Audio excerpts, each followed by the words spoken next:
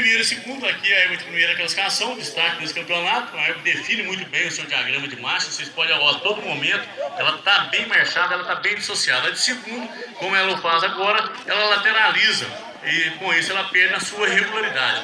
A de primeiro não, de passada, é muito clássico, muita qualidade, tem uma naturalidade desse gesto de marcha, tem uma naturalidade da sua atitude, um pescoço altivo, uma nuca flexionada, como eu disse também, manteve muito bem a sua regularidade. E quando a gente monta no animal de primeira classificação, comparado com o de segundo, o de primeira está muito na mão do cavaleiro, o de segundo também está, mas o de primeiro, ele obedece muito bem, ele está muito redondo nas curvas, você faz as curvas com ele, ele faz sem se perder, sem brigar com a embocadura, sem perder o seu diagrama de marcha, se sustenta muito bem, com bastante equilíbrio nas curvas. Então esse diagrama de marcha, essa qualidade da movimentação de membros anteriores aí, esse equilíbrio, essa naturalidade do gesto de marcha e a comodidade do de primeiro é que definiu essa classificação. Pode parar e obrigado.